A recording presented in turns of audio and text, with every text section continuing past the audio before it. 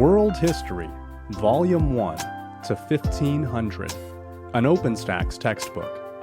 This free audiobook is a public service of Los Angeles Harbor College. Register for in-person and online courses today by visiting www.lahc.edu. You can find this audiobook anywhere you listen to podcasts, including Spotify, YouTube, Apple Podcasts, and more.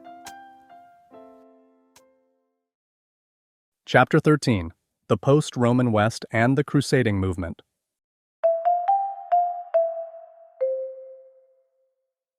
Introduction. Western Afro-Eurasia faced a number of challenges in the early Middle Ages, the period from about 500 to 1000 CE. With the collapse of Roman authority came a time of political instability and insecurity. Cities declined, and institutions of learning weakened. Western Europe became increasingly rural. Because there was no longer a strong centralized state to develop and police the roads, travel became more difficult and more dangerous, harming commerce. However, this is not the whole story. Trade and urban life flourished in the early Islamic kingdoms, which eventually extended from Spain to India. The Byzantine Greeks maintained some classical traditions, and their capital in Constantinople was a center of global trade for centuries. Germanic kings sought to form new alliances with Christian leaders and participate in world trade and diplomacy. Perhaps no figure better exemplifies the merging of cultures in Western Europe than Charlemagne, a Germanic ruler who reigned from 768 to 814. Charlemagne dreamed of reviving the Roman world in terms of territory, education, and art. Despite his belief in spreading Christianity through conquest, he sent embassies to Muslim leaders and even received the sumptuous gift of an elephant from the Abbasid ruler Harun al-Rashid in 802. It might be tempting to see this period as one of just conflict, but as Charlemagne's reign demonstrates, it was also a dynamic time of merging cultures and social transformation.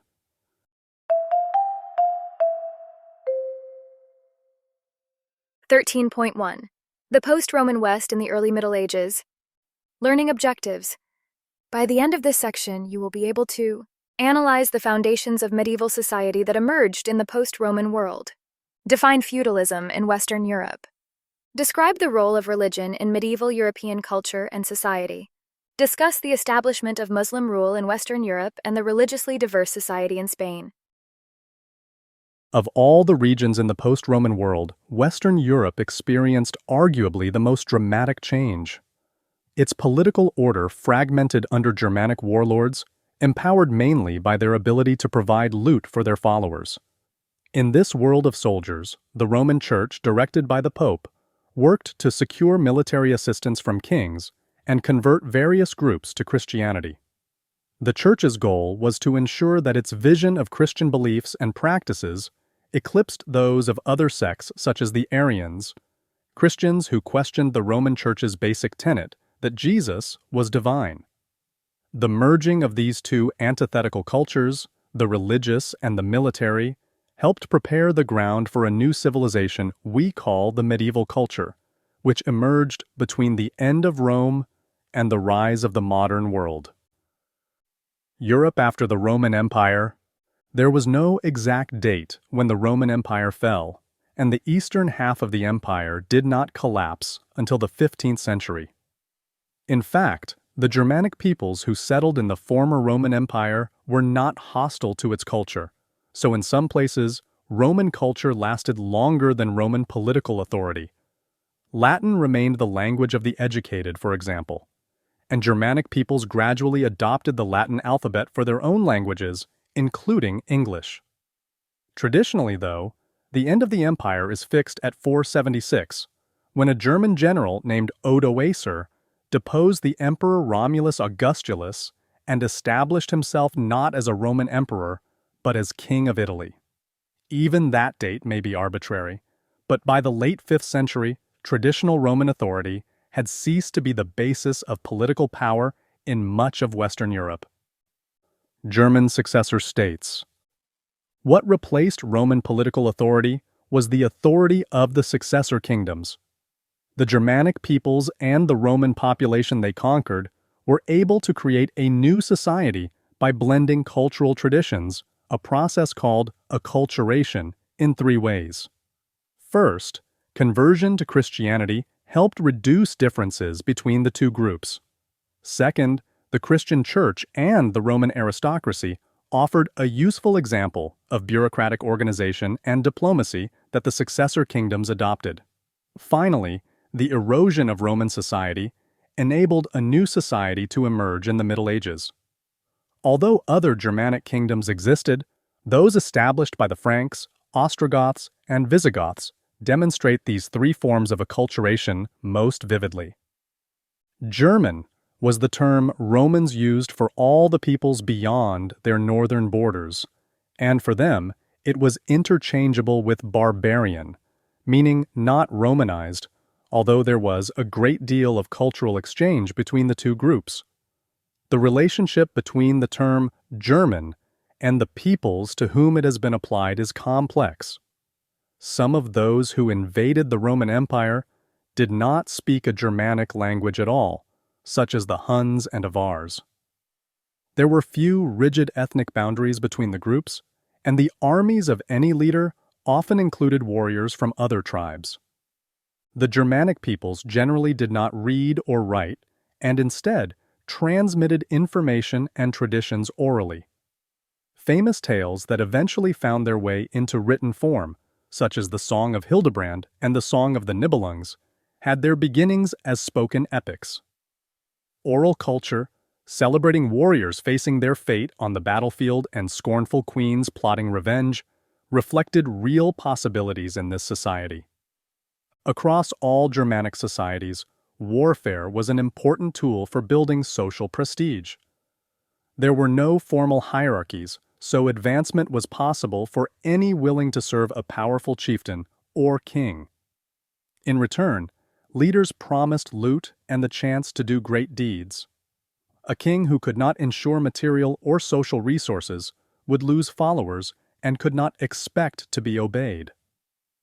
While gold and glory motivated fighters and kings alike, Germanic law and custom tried to limit the destructive cycles of violence by instituting a blood price or weregild, under which the injured were compensated according to their social status. These laws tell us much about Germanic society. Chieftains and men of fighting age carried a higher blood price than older men, for example, and women of childbearing age were valued more than older women. Women were often responsible for running the household and doing the bulk of the farming work, especially when men were called to fight or travel. Men might hunt, but their contributions were often the spoils of war, including enslaved people captured in battle who then worked in the household. Germanic society was fully patriarchal, and tribes like the Alemanni beat women whose clothes were deemed immodest, showing the leg above the knee. Germans were also often polygynous. Men might have multiple wives at once and be able to divorce at will, while women's options were severely limited. The Germans were polytheistic, worshipping various deities such as Woden, a god of war, wisdom, and death, and his consort Frigg, a goddess of motherhood, marriage, and magic. By the 3rd century, individual Germans were already converting to Christianity. Many, like the Goths and Vandals, adopted Arian Christianity, adhering to the teaching that Jesus and the Father were not identical entities. Once within the Roman Empire, they encountered competing forms of the faith that could become a source of further conflict with Christians and non-Christians alike. As an example of acculturation, Theodoric the Great, king of the Ostrogoths, was one of the most dynamic leaders of the post-Roman world. When he became king of Italy in 493, he relied on Roman aristocrats to administer his kingdom, such as the scholar and writer Cassiodorus and the historian and philosopher Boethius. Theodoric also rebuilt Roman infrastructure, including repairing aqueducts and city walls in his kingdom. He used diplomacy to secure alliances with other German kings, often through marriages. To form an alliance with the Franks, for instance, he himself wed Audofleda, the sister of Clovis I, king of the Franks, and he gave his daughters in marriage to other Germanic kings. Envisioning himself as the heir to Roman rule in the West, he maintained ties with the Eastern Roman emperors and strove to revive trade with the Eastern Mediterranean world. Despite the struggle to maintain order, most rulers attempted to connect with distant civilizations and learned from the peoples around them. To create common bonds between Romans and Germans, Theodoric settled the Ostrogoths among the Roman population, although religious differences kept them from fully integrating. Toleration was possible and even desired in the early Middle Ages, but distrust between religious groups could spark outright violence and persecution. While he was an Arian Christian, Theodoric tolerated the Catholic population of Italy and attempted to mitigate conflict between the two groups until late in his reign, when his distrust of Catholics led him to persecute them. After his death in 526, the Ostrogoths struggled in Italy. An invasion by both the Byzantines and new invaders called the Lombards left the land devastated and divided. The most successful Germanic kingdom was that of the Franks. Clovis I, a member of the Merovingian dynasty, founded the kingdom in the early 6th century and offers a striking contrast to Theodoric. Ruthless and violent, Clovis was nevertheless a cunning leader who saw the advantages of diplomacy and the support of the Catholic Church, and who was tolerant of religious differences until his conversion to Catholicism. He also worked with Gallo-Roman aristocrats and clergy to strengthen the administration of his kingdom and ensure that Roman institutions continued where they could. Shortly before his death, he convened the First Council of Catholic Bishops at Orleans, whose proclamations were binding on both the Gallo-Roman population and the Franks. In this case, religion helped unite the two groups. Over time, the Merovingian rulers fell to violent infighting, leaving their sons or nephews as young and often ineffective successors. A chief source of conflict was the practice of partible inheritance, whereby each son received an equal share of his father's estate. Estates thus became smaller with each successive generation unless new lands were conquered, often by being taken from siblings, in-laws, or cousins. Kings without land and resources to offer as reward lost the ability to attract fighters.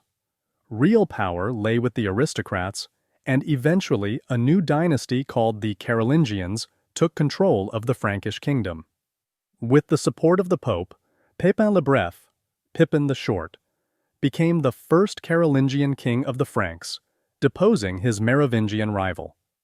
In return, he confirmed a grant of lands in Italy to the Pope. This grant, known as the Donation of Pepin, provided the legal basis for the establishment of the Papal States and helped ensure that the Papacy, the set of administrative structures associated with the government of the Catholic Church, was not just a religious institution, but also a territorial power. Their alliance with the popes allowed the Carolingian rulers to work independently of the Byzantine Empire, which became an important factor in their desire to conquer new territory and revive the idea of empire. It also indicates that even in the chaotic period after the collapse of Roman authority, diplomacy, religious movements, conflict, and opportunity still connected the Mediterranean world and Western Europe. Pepin's son Charles, known as Charlemagne, Charles the Great, was the most influential ruler in the early European Middle Ages and one of its best-known figures. Charlemagne was fortunate, as his father had been, in that he did not need to fight his siblings for control of the kingdom. He was tall and energetic, and had a profound belief in his role as a Christian ruler, with a will to conquer others and convert them to Catholic Christianity. He campaigned nearly every year of his reign, conquering land and subjugating peoples across Central Europe. He reorganized his government and attempted to revive learning, reform the church, and extend his influence beyond his own realm. His vast empire eventually extended from modern France to Germany, northern Italy, and parts of northern Spain and Central Europe, uniting Western Europe for the first time since the collapse of Roman authority. On Christmas Day in the year 800, Charlemagne was crowned Emperor of the Romans by Pope Leo III. This coronation angered Byzantine rulers and set the stage for conflict between East and West in their quest for prestige and territory. It also enabled both cooperation and conflict between popes and emperors, because each saw an advantage in working together to fight mutual enemies. Like Theodoric, Charlemagne was more than a conqueror. He hoped to revive Roman institutions, reform the church, and convert people to Christianity. The period of intellectual activity and reorganization of educational and religious institutions that began in his reign is often called the Carolingian Renaissance, meaning a rebirth of culture and learning, and Carolingian being a reference to Charlemagne. The Carolingian aristocracy supported the building of new palaces and monasteries and promoted artists to decorate these buildings, as well as to illustrate or illuminate books, and the increased emphasis on learning was a way to ensure that the court of the Carolingians was filled with highly educated advisors and associates. Intellectuals and monks flocked to Charlemagne's court, where they put their talents to use, copying the classical works of ancient Greek and Roman authors and serving in the emperor's administration. One of the most important of these scholars was Alcuin of York, an Anglo-Saxon who perfected the Carolingian minuscule script. This standard form of handwriting was clearer and easier to read than earlier Roman and Merovingian forms. Carolingian scholars also popularized punctuation marks, like the sentence-ending period. These innovations made it easier for people to learn Latin and contributed to the revival of classical education. Charlemagne was also a globally minded ruler. He corresponded with the Byzantine rulers, received gifts from the Abbasid Caliph, and facilitated the trade of enslaved people taken on his eastern frontier with Al-Andalus, modern Spain. In their own words, Charlemagne receives an elephant. This excerpt from Vita Caroli Magni, or The Life of Charles the Great, describes how the Abbasid ruler Harun al-Rashid sent Charlemagne an elephant as a gift. The writer is the scholar Einhard, who knew Charlemagne personally, served in his administration, and considered Charlemagne a great king, often excusing his faults and praising his accomplishments. It added to the glory of his reign by gaining the goodwill of several kings and nations. So close, indeed, was the alliance that he contracted with Alfonso II, 791 to 842, king of Galicia and Asturias, that the latter, when sending letters or ambassadors to Charles, invariably styled himself his man. His munificence won the kings of the Scots also to pay such deference to his wishes that they never gave him any other title than lord or themselves, than subjects and slaves. There are letters from them extant in which these feelings in his regard are expressed.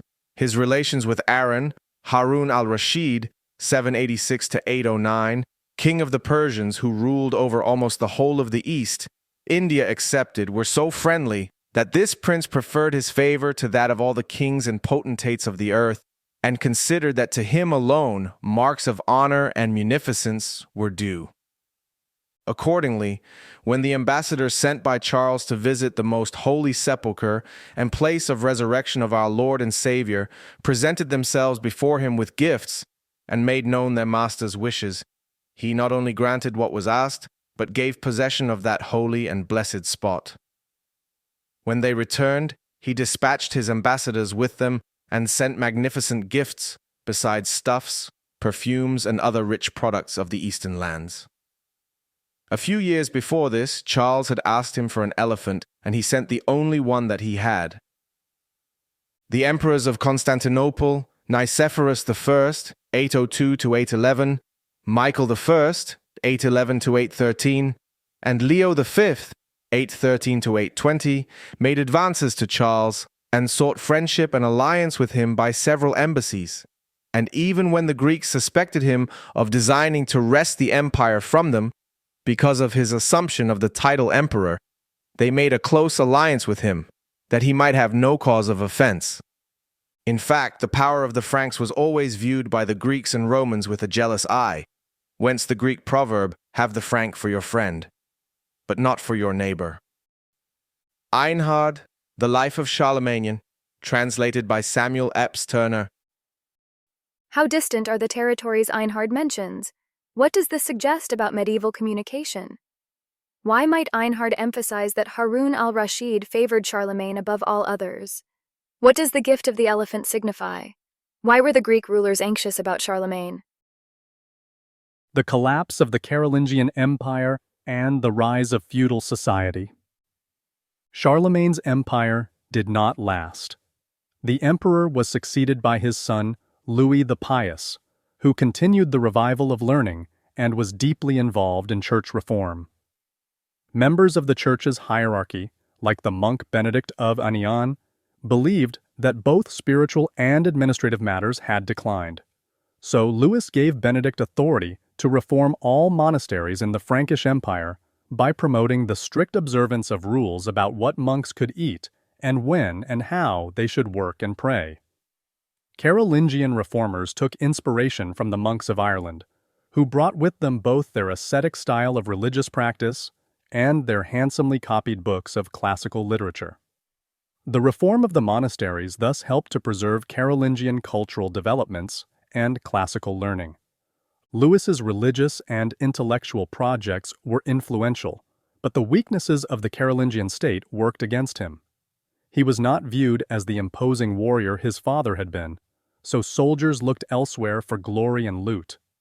And his sons, impatient to rule, rebelled against him in his lifetime. They eventually forced him to abdicate, and under the principle of partible inheritance, in 843 they divided the empire among them in an agreement called the Treaty of Verdun. The Frankish Empire became 3 territories: the Kingdom of the West Franks, west of the Rhine River, the Kingdom of the East Franks, east of the Rhine, and a middle region called Lotharingia that included Italy. None of Louis's sons found the settlement acceptable, and their need for more land to reward their supporters ensured further conflict. When they died, their own sons faced diminished holdings, and an ever-increasing need to wage war ensured that the stability of the kingdoms weakened. Thus, Charlemagne and Louis's efforts to resurrect the Roman Empire as a Christian state, guided by Germanic leaders, crumbled. These internal problems were worsened by external ones, especially new invaders emboldened by the collapse of Carolingian strength. From the east came nomadic raiders, the Magyars, a non-Germanic people who migrated from the steppes of Central Asia. At the end of the 9th century, they settled in what is today Hungary, and from there they launched devastating raids for plunder into Germany. Only in 955 did the German king Otto the Great manage to break the power of the Magyars at the Battle of Lechfeld. From the south, the fragmentation of Islamic political unity led petty rulers to raid the now weakened coasts of Christian Europe. North African dynasties like the Aghlabids pushed into Sicily in the 9th century, and by 846, Islamic raiders had sacked churches on the outskirts of Rome. Perhaps more famous today than the Magyars and Islamic raiders were the Norse who raided northern Europe from Scandinavia, called the Vikings. The peoples of Scandinavia, who spoke Germanic languages, had a culture similar to that of the Germanic peoples who settled in the Roman Empire. For example, Scandinavians were polytheistic, worshipping gods like Odin and Freyja, who were similar to earlier Germanic deities like Woden and Frigg. The aristocracy practiced polygyny, having many wives, and local chieftains rewarded their followers with lands and gifts. The growth of the population in the 8th century and the relative lack of arable land in Scandinavia compelled groups of Danes, Norwegians, and Swedes to travel in search of plunder. Some went eastward, using their shallow draught ships, ships that could navigate rivers, and made trading connections along the Dnieper River, establishing settlements at Kiev that eventually became one of the first Russian states. They reached Constantinople, and some served as the personal bodyguard to the Byzantine ruler. These Vikings were known as Varangians, and they settled in Eastern Europe.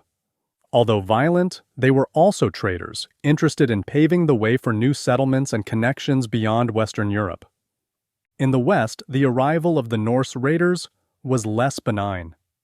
They attacked in small groups that could travel far upriver and surprise settlements, destroy them, and be gone before resistance could be organized.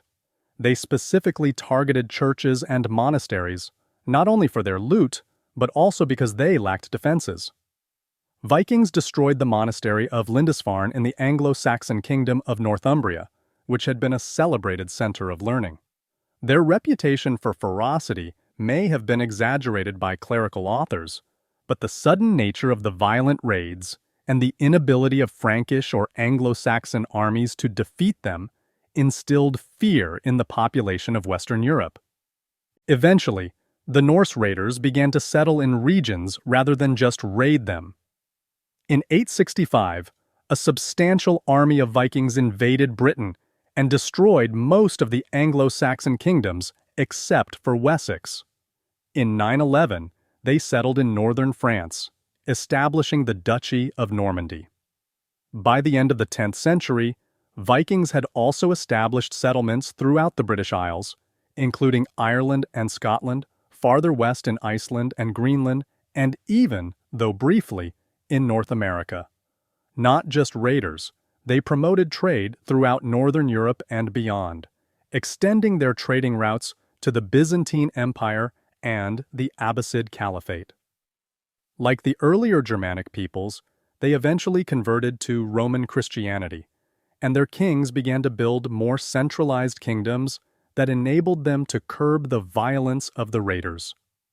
Their conversion did not mean a wholesale abandonment of their existing culture and tradition. Early Scandinavian churches were decorated with images of heroes and villains from Norse mythology. This overlap of tradition and innovation reflects the persistence of cultural exchange between Germanic peoples and Greek and Roman cultures that created the foundation for medieval society. In the ashes of the Carolingian world, medieval Europe embraced a social system called feudalism that emerged from the basic need for security and was defined by unequal relationships. Looking to protect their territories and their peasants, lords began to grant lands to fighters as their fiefs, whose produce the warriors could enjoy so long as they served the lord. For their part, fighters became vassals of the lord, sworn to perform service in exchange for the land. This service was chiefly military in nature, but it could also include other obligations like advising the lord and attending his court when called. Bishoprics and monasteries behaved the same way. Abbots and abbesses could be lords who were owed service and also owed service to greater lords. While feudalism was not a political system, warriors owed service to lords who owed service to the king, who in theory was the largest landowner in the kingdom and the guarantor of rights and privileges. For example, the late Carolingian King Charles the Simple granted the Duchy of Normandy to the Viking leader Rollo, so long as Rollo protected northern France from other Vikings. However, the need to placate their feudal lords ensured that kings gave away lands and privileges, often weakening them and driving them to look for ways to maximize their resources. They might consider advantageous marriages, for example, in which women were expected to bring a dowry of property or money. In other cases, crushing rebellious vassals was a way of taking back needed land. On their fiefs, the warriors oversaw the work of agricultural laborers. Some laborers might own their own land and be self-directed, but most in Western Europe were unfree, servile laborers called serfs who were tied to the land. They were not enslaved and could not be bought or sold, but they occupied the lowest rung of the social ladder, could be physically abused by the lord, were forced to provide labor and goods for the lord, and rarely had any rights a lord was obligated to acknowledge. All these limitations existed despite the serfs being the largest class of people in European society at the time. The lord was required to protect the serfs, resolve their disputes, and administer their work. Serfs owed their lord a set number of days of service a year. These were many, and could not leave the land, marry, or undertake other work without the lord's permission. Under manorialism or the manor system, named for the manor house occupied by the lord, serfs, or other varieties of servile, unfree workers, were brought together into villages where their labor could be cooperative. They tended both their own and their lord's land, sharing draft animals and farm implements to undertake the planting and harvesting of crops. Women tended smaller livestock and vegetable gardens near their homes. Although cities on the coast often maintained commercial or networking ties with each other, society in Western Europe was overwhelmingly rural, and production was largely at the subsistence level. People produced what they were going to consume, and surplus went to the lord or the church as a mandatory tax, usually 10%, called the tithe. This system of social obligations and ties between the serfs and their lords, and the lords and the kings, framed the economic and political world of the Middle Ages. By the 10th century, the old Roman Empire was largely forgotten by the general population, while medieval kings and nobles had re-imaged and transformed the idea of the Roman Empire to serve and legitimize their own purposes. A new society began to emerge based on a combination of Roman, Christian, and Germanic traditions. Religion and society in medieval Europe. While Christianity had developed in an atmosphere of antagonism to the Roman state, by the 5th century, the Church had become the preserver of classical Greek and Roman law, literature, and philosophical ideas. Language and cultural differences existed between the Eastern and Western churches, and in the 8th century, their political and theological ties became strained. One dispute was over the use of images in Christian worship, which the popes supported, but some emperors rejected. The popes had also been building up an argument for their supremacy over the church, based partly in scripture and partly in tradition. Early medieval popes like Leo I laid the groundwork for the power of the bishops of Rome, a power the Eastern churches largely rejected or ignored. Once they had made an alliance with the Frankish kings, however, the popes looked to Western Europe for the church's future. The papacy was not the only church institution in Europe. Local traditions and needs shaped a variety of Christian beliefs and practices in the early Middle Ages. There were 3 ways in which the church helped transform the old Roman world into the new. First, the institutional church, often under the guidance of the popes, worked to convert the Germanic peoples to Christianity. Second, it helped to preserve the classical tradition. Finally, it worked with the new rulers to help legitimize their rule and Christianize their populations. Missionary work was undertaken by men and women devoted to Christian beliefs and intent on incorporating new peoples into the society of Christian nations. Pope Gregory, also known as Gregory the Great, commissioned monks from Italy, led by Augustine of Canterbury, to convert the Anglo-Saxons. Monks are men who do not marry, often live in community with each other, and devote their lives to serving God. Their female counterparts are called nuns. The laity, non-clergy, often engaged in missionary work, and the wives of kings were especially influential in promoting widespread conversion to Christianity. Contemporaries noted the success of Clothild's persuasion in the conversion of her husband King Clovis, and Bertha, the wife of King Ethelbert of Kent, likewise encouraged her husband to convert. Both supported the efforts of the missionary, and later bishop, Augustine of Canterbury. Missionaries often worked closely with Christian rulers, whose conversion could be critical in expanding the frontiers of Catholic Christianity. Monasticism, the way monks live and their communal institutions, had developed in the Mediterranean world and flourished in Western Europe among religious men and women. The most influential monastic leader was Benedict of Nursia, who composed a guidebook or rule for monastic life that stressed moderation, a balance between prayer and useful work, the self-sufficiency of communities, and enough education for monks to copy out books in Latin. Many communities were double monasteries, containing a community of men and a community of women, and often operating under the regulation of an abbess. Monasticism gave women a role in society that was not based on their relationship to a father or husband, and some women enjoyed considerable influence as abbesses. Radegund was a Frankish queen who fled the court when her husband murdered her brother. She became famous as the founder and abbess of the Monastery of the Holy Cross in Poitiers and was widely venerated as a saint after her death. Women like Radegund found religious life preferable to the intrigue of the court and the whims of a violent husband. Monastic communities were often critical to the preservation of learning in the post-Roman world. There, monks copied out books by hand to foster the work of missionaries and preserve knowledge they thought was useful from the ancient world.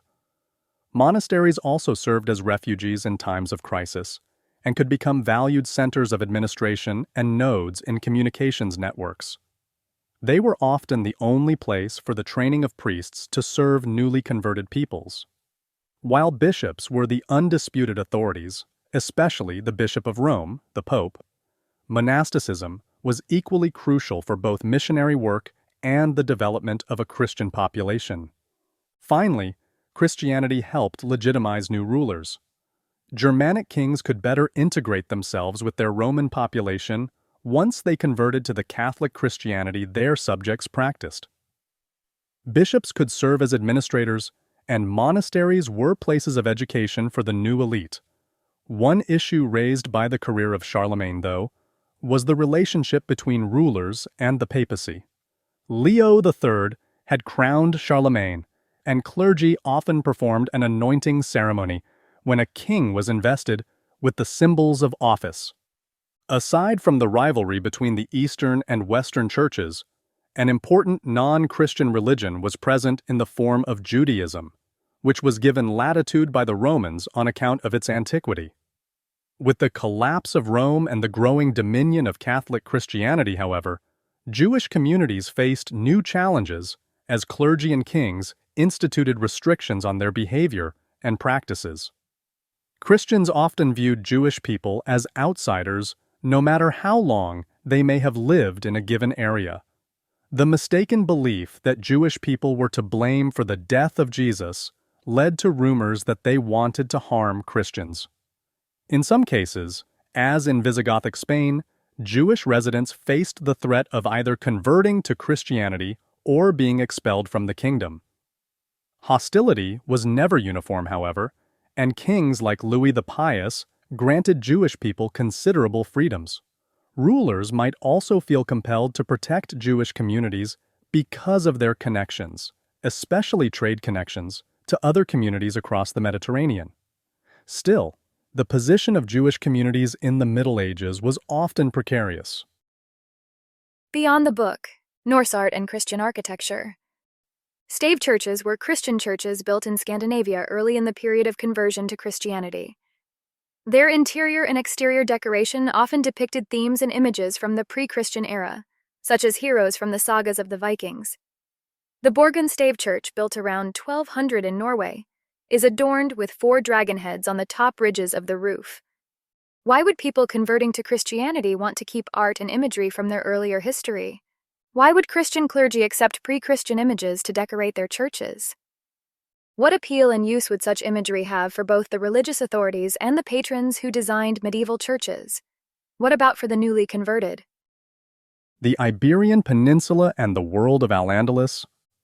Like the Ostrogoths, Visigoth rulers attempted to emulate Roman institutions in Spain by creating written law codes, but their relationship with their Hispano-Roman subjects was largely uneasy, and unlike Theodoric and Clovis, they tended to remain apart from them.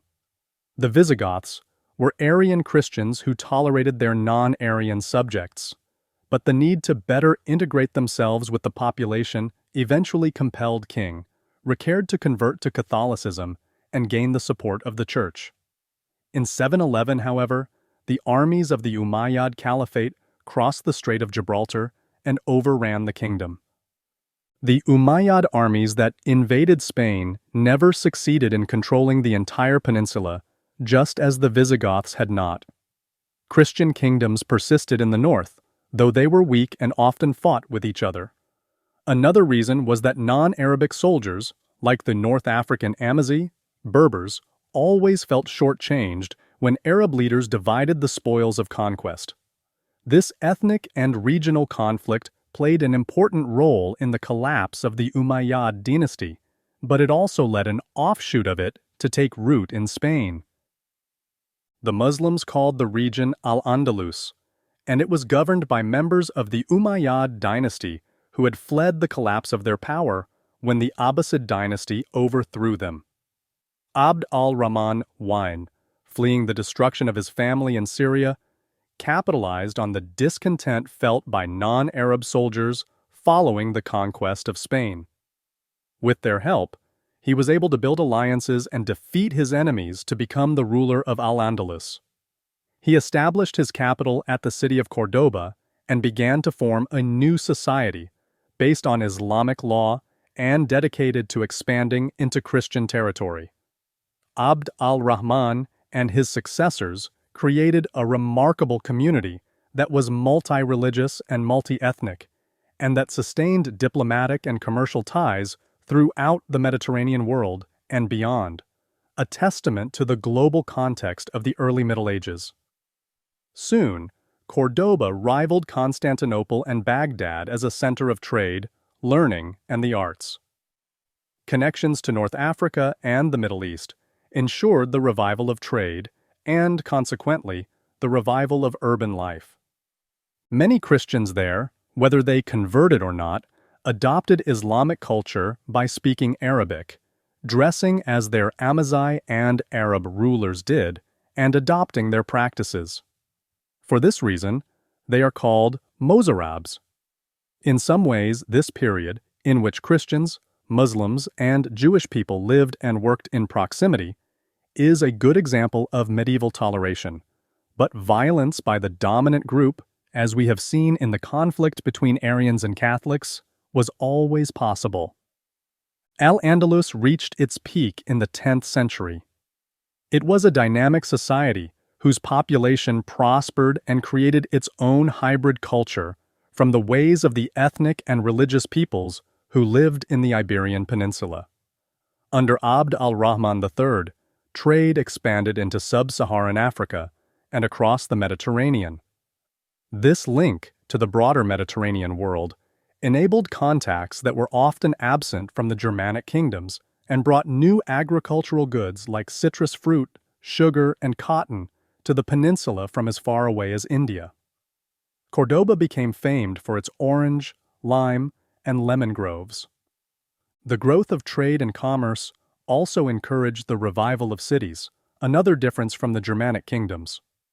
By the year 1000, for example, Cordoba had nearly 100,000 inhabitants, making it one of the most populous cities in Europe. Its close connections to the Mediterranean world brought scholars, craftspeople, merchants, and emigrants in greater numbers than to the Germanic north. Even so, Germanic merchants and traders also made connections with Spanish states, those ruled by Christians and by Muslims. The caliphs established schools of Islamic jurisprudence and hired scholars and linguists to help administer the kingdom. These scholars scoured Spain for older Greek and Latin manuscripts to translate. Jewish and Christian scholars also found the caliphate a place of learning, and a flowering of Jewish religious thought and poetry developed. Under Islamic law, Christians and Jewish people were considered protected. This meant that because they also believed in one God, They could not be compelled to convert so long as they did not challenge the beliefs of Muslims. Some historians have viewed this period of toleration, now called convivencia, living together, as a particular example of coexistence and non-violent interaction among people of different faiths. The antagonism of the Christian kingdoms in the north, however, and the growth of zealous Islamic leaders in North Africa show that once again, while toleration was always possible, it depended on the presence of willing leaders for whom peace was desirable. When conflict between Christians and Muslims was exacerbated, religious tensions could make toleration less desirable. Islamic dynasties and Christian rulers who found religious identity a source of inspiration for warriors, for instance, whittled away at convivencia. Despite the ongoing toleration that rulers of one faith could show to subjects of another, conflicts between rulers of different faiths persisted. The Islamic rulers of Al-Andalus succeeded in disrupting the Christian kingdoms in the north of the peninsula until the 11th century. For example, in the 990s, the powerful general Al-Mansur sacked Barcelona on the eastern coast and Leon in the northwest, both important centers of Christian political power.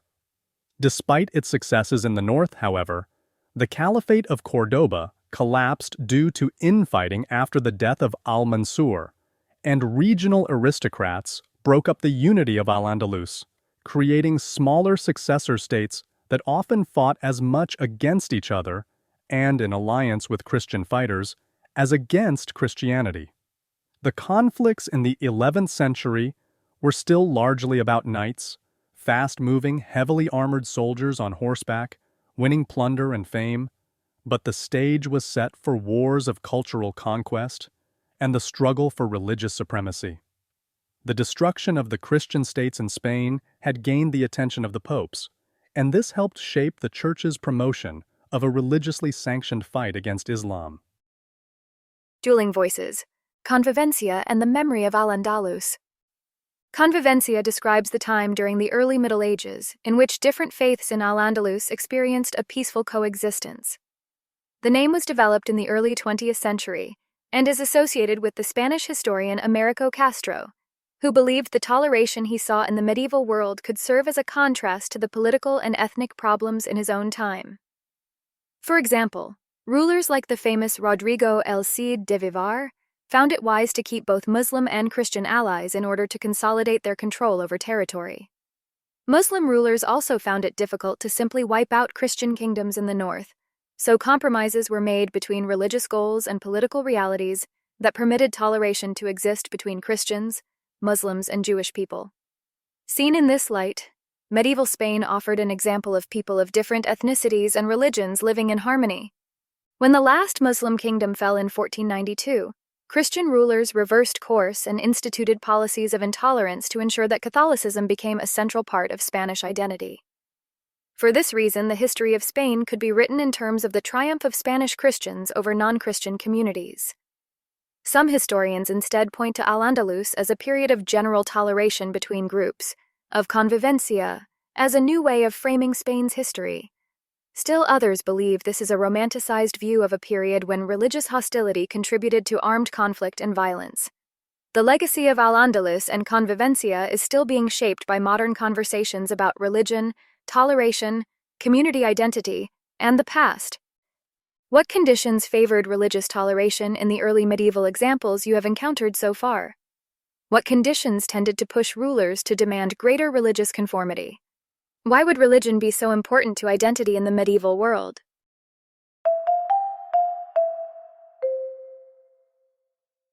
(13.2) The Seljuk migration and the call from the east. Learning objectives. By the end of this section, you will be able to explain why the Islamic world began to fragment along political and religious lines. Contrast the Fatimids and Seljuks with other Islamic states. Discuss the challenges the Byzantine Empire faced prior to the First Crusade. The Abbasid Caliphate was a remarkable state that increased both the wealth of Islam and Muslims' communities' contacts with peoples across Afro-Eurasia, from China to sub-Saharan Africa. Wealthy, cosmopolitan, and deeply influenced by Persian culture, the Abbasid caliphs invested heavily in reviving science and literature. However, the complications of ruling a large empire ensured that challengers from within the empire and beyond would eventually wear them down. The Abbasids, their Islamic competitors, and a powerful new Turkic empire set the stage for conflict with the Byzantine Empire and the Christian kingdoms of Europe. The breakdown of Abbasid authority and the Turkic migration. Having overthrown the Umayyad caliphs, the Abbasid rulers moved east, establishing a capital at Baghdad. There, the ruling elite were able to foster a time of immense creativity and intellectual achievement that allowed cultures, languages, and ethnicities to blend in the course of building an empire. The Abbasid Caliphate kept intact the Persian and Byzantine administrative apparatus, which ensured wealth for the elite and promoted the revival of cities and trade. While Arabic continued as the language of administration and religion, Persian language and literary forms also began to influence Arabic and helped to create a rich tradition of both secular and religious works, housed at the Great Library of Baghdad. The Caliphate became cosmopolitan. Syriac Christians translated Greek works into Arabic, Persians served as administrators, and Jewish people and Christians alike were bankers and physicians. Wealth flowed in from the trading routes that connected the Mediterranean with India and China, and Baghdad became the center of the empire, a cosmopolitan city with a reputation as a place of learning, commerce, and trade. The early Abbasid caliphs were successful in establishing a centralized administration and easing some of the ethnic tension that had undone the Umayyad dynasty. Other problems went unresolved, however, and new ones arose that the Abbasid rulers struggled to manage. To create an army that was loyal solely to the Abbasid ruler, early 9th century caliphs began to use enslaved men of Turkic origins. These soldiers, called Mamluks, were often young boys taken from their homes, converted to Islam, and trained as soldiers. Their education was provided and their social status assured. In return, they were expected to be loyal to the caliph alone. The Mamluks were initially useful for quelling rebellions, attacking Byzantine rivals, and enabling caliphs such as Al-Mutasim to gain some security against hostile aristocrats. Al-Mutasim's predecessors had tried to strike a balance between Persian and Arab elites, but his own power rested on the militaristic force of the Mamluks. The wealth and favor shown the military, however, and especially to these Turkic soldiers, only served to erode the caliph's position with the traditional elite. To solve this problem, Al-Mutasim moved his capital from Baghdad to Samarra in northern Mesopotamia in order to segregate the Turkic soldiers from the rest of the population. After his death, the Mamluks supported different successors in a vicious civil war that lasted nearly 10 years. Their power and influence had become a permanent fixture in the Abbasid heartland. The Abbasid rulers also faced religious divisions and criticism, even as the cosmopolitan nature of the caliphate sparked the growth of speculative philosophy and rationalizing thought. For example, philosophers like Al-Farabi and Ibn Sina delved deeply into the philosophy of the ancient Greeks, including their systems of logic and medicine. They promoted new ways of approaching philosophy and made contributions to science, law, and theology that later influenced the thought of Christian philosophers in Europe. These Islamic scholars translated ancient philosophical texts into Arabic that Christian scholars later translated into Latin. However, the fact that these two leading figures were not Arabs and that they applied human reason to the truths of Islam antagonized religious conservatives and fostered discontent with the worldly caliphs. The Abbasid cultural renaissance was a remarkable achievement, but the Abbasid leadership was not celebrated by all. One of the most important and enduring religious developments in the Abbasid period was the growth of a mystical form of Islam known as Sufism. Sufism was organized into brotherhoods. each of which followed the teachings and practices of its founders in the pursuit of heartfelt and personal worship of God. Sufis behaved like monks in other religions, renouncing the artificial performance of religious duties, as well as luxury and worldliness, to embrace a life dedicated to mystical union with God. Some Sufis also rejected the rationalization of religion and criticized the incorporation of Greek philosophy into Islamic theology. Though Sufism was not a political movement, its search for spiritual purity and rejection of classical philosophy weakened the position of the Abbasids. As the Abbasid rulers struggled to maintain control over the heartland in Mesopotamia and Persia, the political and cultural unity of the Islamic world began to decline.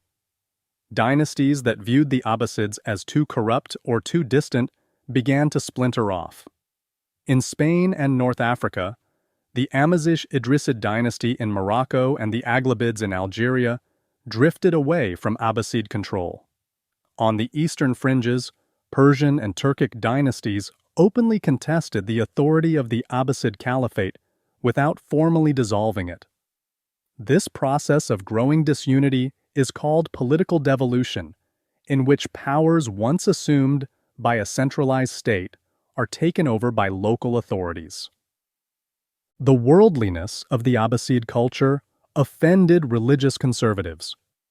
For example, the scholar Al-Ghazali criticized the incorporation of Greek speculative thought when speaking of Islamic beliefs. The caliph's support for Persian culture and literature, as well as the power given to Persian families and scholars, alienated the Arab elites. An entrenched and powerful bureaucracy, as well as the use of the Mamluks, made the Abbasid government look corrupt and weak. The most significant blow to Abbasid power was the ability of rivals to establish their own states and claim the title of caliph, as well as the arrival of powerful Turkic tribes like the Seljuks in the Abbasid heartland. In their own words, poetry from the Abbasid period. Omar Khayyam was a mathematician, philosopher, and poet who lived during the transition from Abbasid rule to the rise of the Seljuk Turks. He is famous for writing poetry that was often controversial in its day, so much so that he was accused of being irreligious at the Seljuk court. For example, drinking wine was forbidden by the Quran, but Khayyam often refers to drinking wine in terms that seem both literal and metaphorical.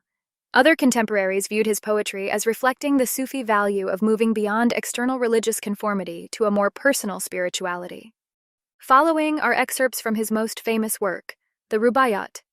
Khayyam uses imagery related to drinking to express both the joy of life and its fleeting nature. He also considers life experience more precious than formal education, showing a disdain for the teachings of sages and scholars.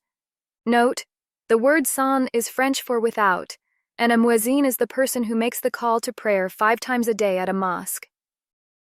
Lo, some we loved, the loveliest and best, that time and fate, or all their vintage pressed, have drunk their cup a round or two before, and one by one crept silently to rest.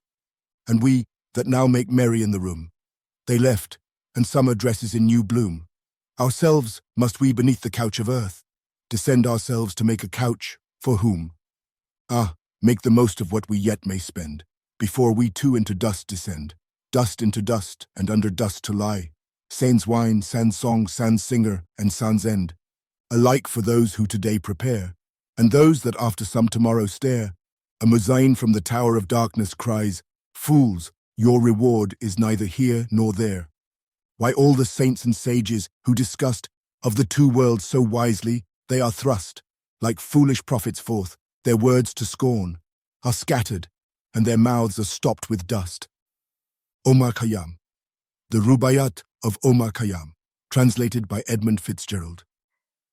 What does Khayyam mean when he speaks of the couch of earth? Why does he chide saints and sages? What might be his issue with these wise or holy men? The Fatimid Caliphate and the Seljuk Sultanate. The Abbasids had overthrown the Umayyads with support from non-Arabs who felt cheated of the spoils of conquest, and from Shia Muslims who were opposed to the Umayyads for religious and political reasons. The Abbasids then worked to address the grievances held by different sections of Islamic society. Despite their best efforts, however, the size and complexity of the empire and the various political, ethnic, and religious tensions within it blunted the caliph's effectiveness. Power often rested in the hands of local governors, who exploited regional tensions or weaknesses to establish their own dynasties and even their own rival caliphates, as in Al-Andalus. In Persia and on the eastern frontiers, dynasties close to Baghdad threatened the Abbasids themselves. This process of political devolution became critical in the rise of rivals who seized Abbasid territory. Muslim factions also sought to wrest power from the caliphs or replace them altogether. Two of the most important rivals for control were the Fatimids and the Seljuk Turks. The Fatimid Caliphate. Observing the challenges the Abbasids faced on the eastern frontier and the success of the Umayyad Caliphate in Spain, the early 10th century Shia leader Abu Muhammad Abdullah declared himself the proper leader of the Shia and successor to Muhammad's son-in-law Ali. Not all Shia agreed. Abdullah's claims to be descended from Ali were questionable. His leadership and charisma, however, along with the support of dedicated Amazigh soldiers, helped him establish the first and only Shia caliphate in North Africa in 910, which challenged the political power of the Abbasids and their religious influence. The state Abu Muhammad Abdullah established is called the Fatimid Caliphate because his dynasty claimed descent through Ali's wife and the Islamic prophet Muhammad's daughter Fatima. The Fatimid caliphs also claimed to be imams, Shia with spiritual authority over Muslims, based on either their biological descent from Ali or their manifestation of God's will on earth. In 969, the Fatimids conquered Egypt, which became the center of a powerful state that controlled most of North Africa. Then they began to threaten the Abbasid heartland by taking Syria and parts of the Arabian Peninsula, including the holy city of Mecca. The Shia believed their caliphs held not just secular authority, but also spiritual power and insight as imams. This concept was different from the Abbasid view in which the caliph was meant to lead the faithful, but was not a spiritual guide. Thus, in the Fatimid Caliphate, the ruler's religious view could lead to arbitrary or eccentric leadership. For example, Abu Muhammad Abdallah encouraged the Fatimid concept of caliph by taking the title of al-Mahdi, denoting an apocalyptic figure who would vanquish evil and usher in the end of time. Caliph al-Hakim bi-Amr Allah intensified preaching against the Sunnis and instituted restrictive measures on Christians and Jewish people. Rumors persisted that he considered himself divine, and his sudden disappearance at age 35 added to his religious mystique. Despite their religious view of the caliph, the Shiites were tolerant of other faiths, and Christians and Jewish people occupied important administrative posts. As a powerful state and religious rival, the Fatimid Caliphate posed an existential threat to the Abbasids.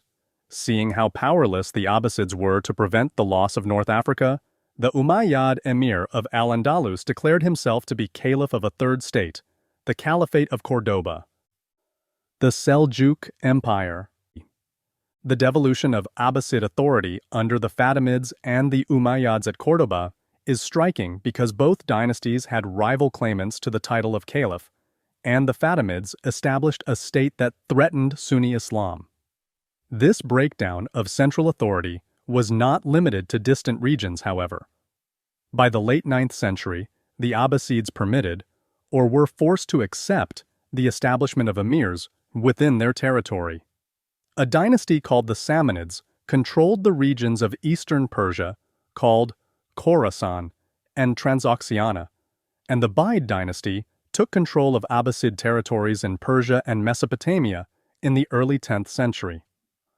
Although they did not claim the title of caliph for themselves, they paid only minimal homage to the Abbasid state and forced its rulers to recognize their independent authority.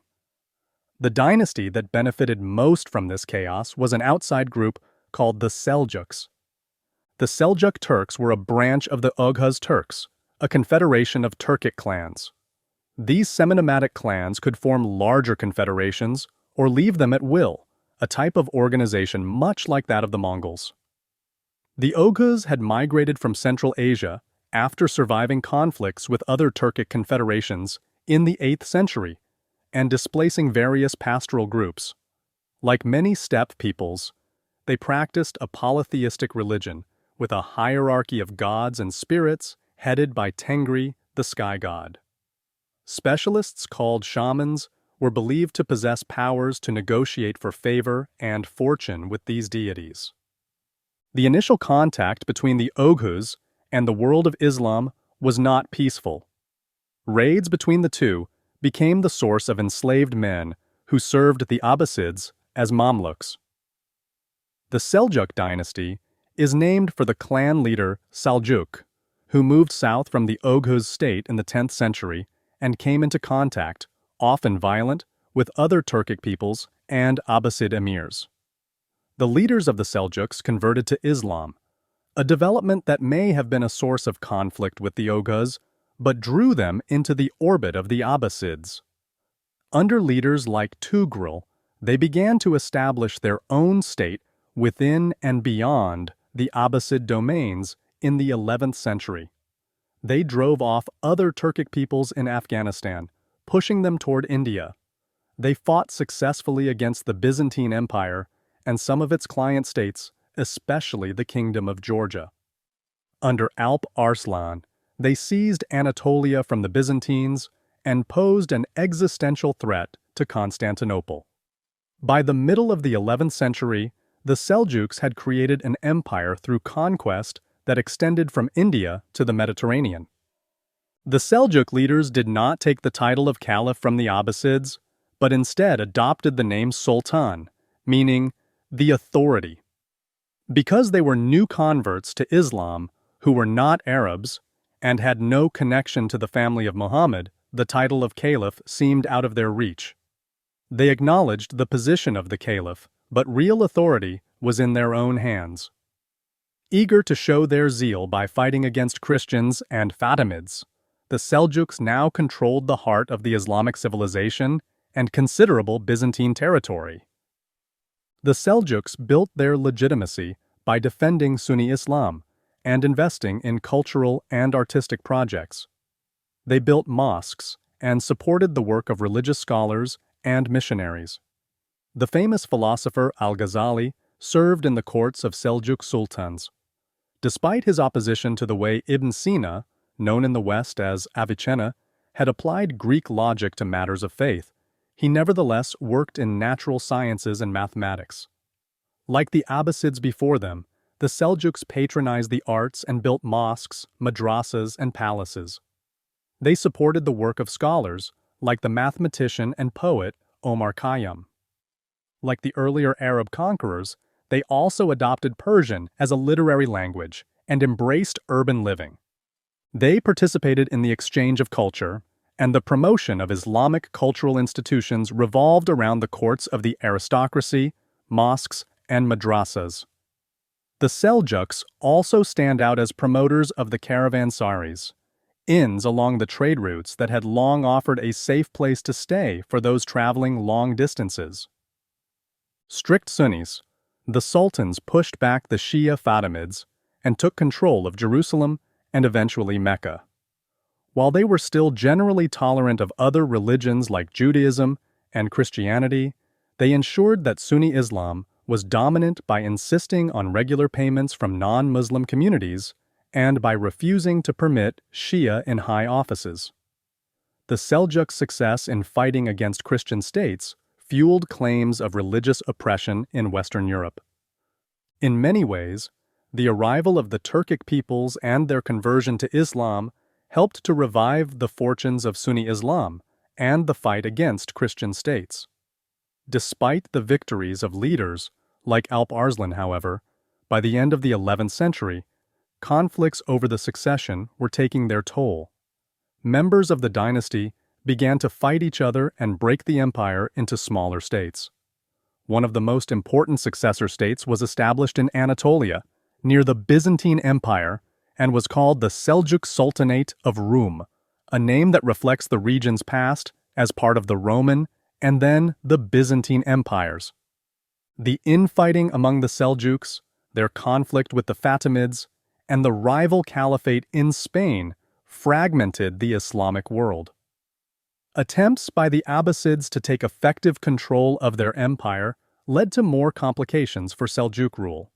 Fatimid power was threatened by internal instability when the caliphs incorporated Turkic cavalry, alienating traditional Amazigh cavalry. The Islamic world continued to produce brilliant scholars and poets who engaged with Persian, ancient Greek, and Indian ideas. Politically, however, the Islamic kingdoms were divided and weak. This fragmentation enabled Christians from Western Europe to establish their own colonies in the Islamic world by means of the Crusades. The Battle of Manzikert and the Call from the East? While the Islamic world was undergoing the devolution of Abbasid power, the Byzantine Empire could not take advantage of its weakness. The Byzantines had experienced an earlier period of cultural and military dominance under the powerful Macedonian dynasty, 867 to 1025, whose warrior emperors had been able to push back against Muslims to the east and Slavic peoples to the west. The resulting stability had brought a period of cultural production and innovation, sometimes called the Macedonian Renaissance. Its artwork later influenced Italian art and anticipated developments in the Italian Renaissance. At the end of the Macedonian period, the Byzantine emperor's ability to navigate the economic and military situation deteriorated. Ineffective rulers and conflict over successors to the Macedonian dynasty rendered the empire less militarily capable. The Byzantines also lost control of their overseas territories, especially southern Italy and Sicily, which had been sources of trade and revenue. Islamic and Italian navies began to dominate trade in the Mediterranean. As direct trade between the Christian West and the Islamic world increased, the economic position of the Byzantine Empire as an intermediary began to decline. Byzantine rulers attempted to establish marriage alliances with Slavic rulers and even Norman adventurers who were active in Sicily and southern Italy. Although such allies were eager to associate themselves with the prestige of the Byzantine Empire, they were just as likely to gain it by attacking the empire and carving out a state for themselves. All around them, the Byzantine emperors saw inconstant allies and ferocious enemies. The challenges the Byzantine Empire faced were not limited to external rivals. Its rulers faced the same problem as the Abbasid caliphs, powerful actors within their own empire who sought to exploit the weaknesses of the rule to enrich their families. Macedonian emperors such as Basil II had issued legislation to curb the power of these elites, called the dinotoi, by ensuring they were taxed heavily, and their massive estates were broken up and distributed to the peasants who served in the armies. Basil was succeeded by less competent or less secure emperors who were compelled to rely on the dinotoi for support and reversed his policies. This harmed the peasant backbone of the army and emboldened the elite, who rewarded the patronage of the emperors with schemes to control or replace them. Like the Abbasids, the rulers then had to balance external threats and challenges with internal ones in a complex search for stability. One of the dinotoi became Emperor Romanos XIV in 1068. Romanos was a capable general who wanted to reverse the empire's losses to the Seljuks. The neglect of the army by previous emperors meant that he had to rely on foreign mercenaries, who did not get along with each other and who plundered Byzantine territory if they were not paid on time. Romanos had some earlier successes against the Seljuks, whose raids under Alp Arslan had become bloody and bitter affairs. He hoped to take back strategic areas in eastern Anatolia, while Alp Arslan was fighting the Fatimids. Alp Arslan was not as far away as Romanos had hoped, however, and the armies met near the town of Manzikert. Some of Romanos's mercenaries abandoned him before the battle, and at a decisive moment, He was betrayed by his own aristocratic rivals, who failed to protect the army during a retreat. Romanos was then captured by the Seljuks, and instead of executing him, the typical fate for one considered a dangerous foe, to humiliate him, Alp Arslan spared the emperor's life and set him free, after he agreed to concede territory and pay a hefty ransom. The military defeat might not have been disastrous, but problems within the empire exacerbated the loss. Romanos was deposed and killed by his own aristocracy, and for the next 20 years, the Byzantine rulers struggled to restore order to their empire. One of Romanos' successors, Alexios I, called on the popes for assistance against the Seljuks. He was expecting a mercenary force, but instead, Pope Urban II framed the conflict between Byzantine and Seljuk as a fight between religions, culminating in the Crusading Movement.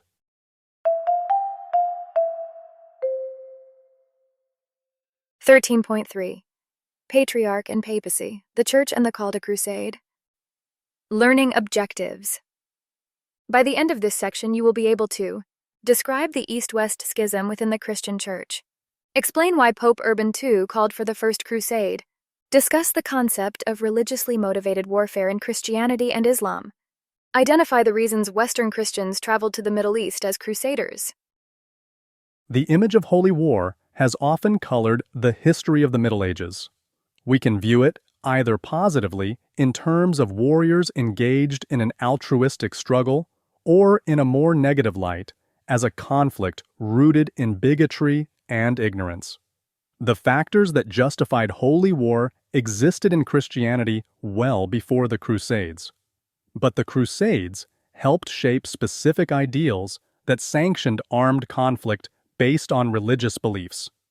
These ideals were both internal to Christian Europe and reactions to developments in the Islamic world. The East-West Schism. The chaotic aftermath of the collapse of the Carolingian Empire led to a complicated situation between secular rulers and the Christian Church. According to German law, lords had the right to control everything on their land, including churches and monasteries. This control even extended to the appointment of office holders to church positions such as abbot or bishop. To ensure they had the loyalty of church officials, lords staffed these offices with their family members or even sold them to the highest bidder.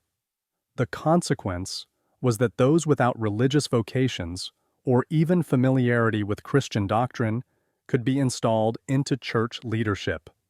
Even the position of the Pope, the Bishop of Rome, could come up for sale.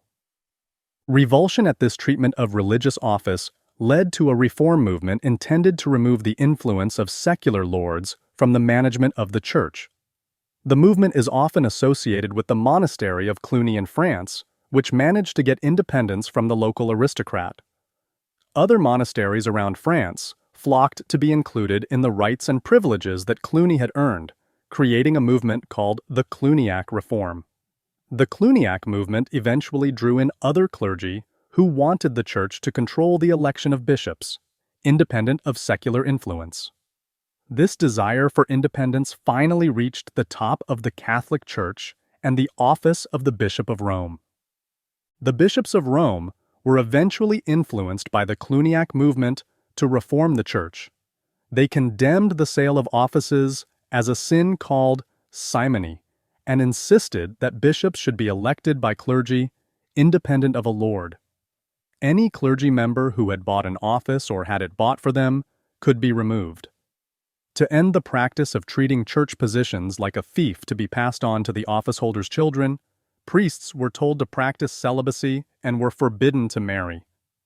While celibacy was not a new concept in the Catholic Church, reforming monks and popes began to enforce it with energy.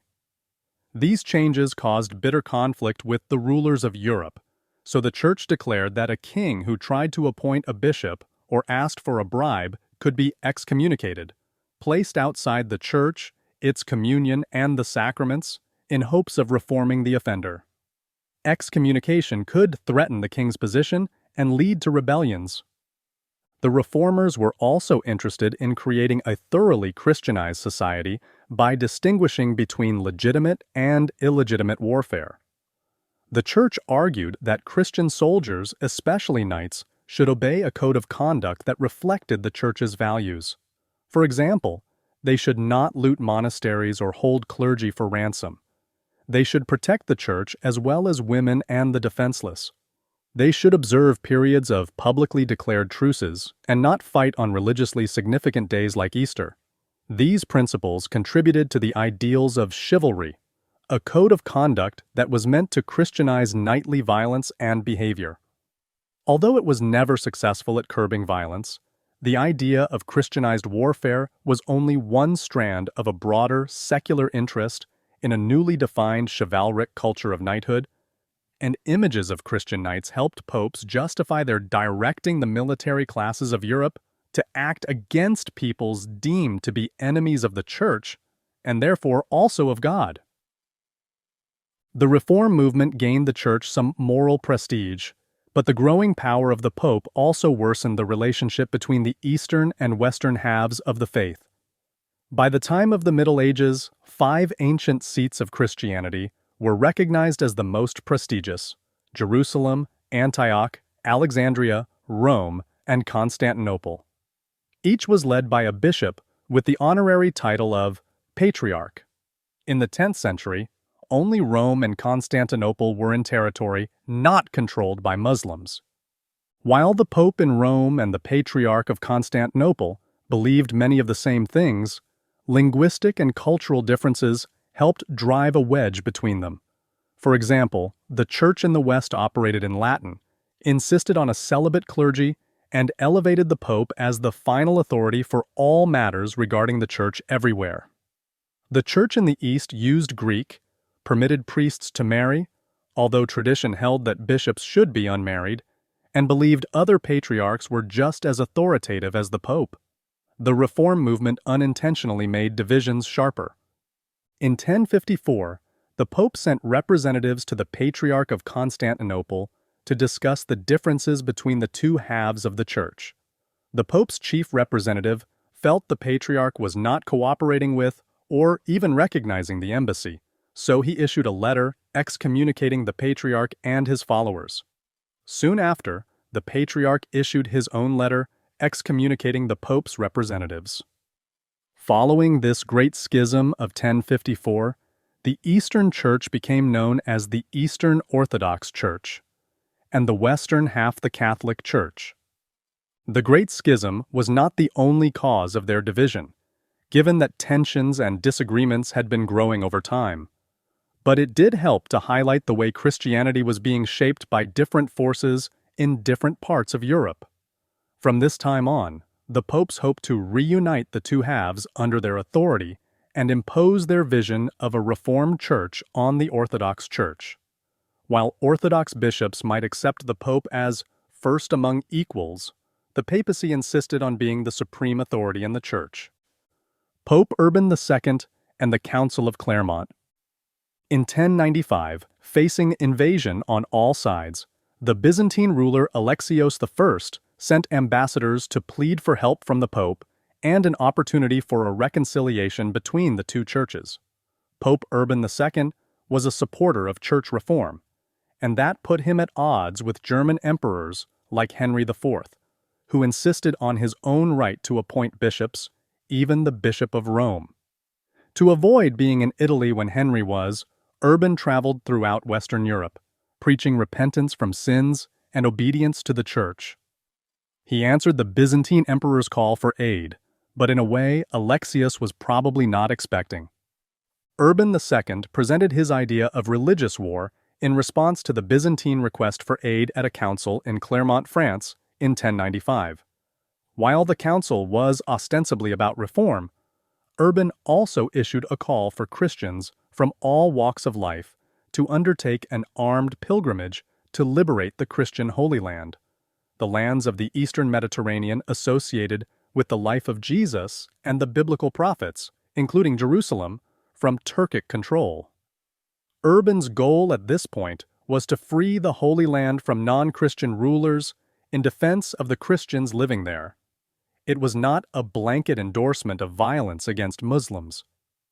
These limitations were later eased, however, as the popes discovered the power of calling repeated crusades to promote the reforming goals of the Church and to compete with political rivals in Europe, like the German emperors.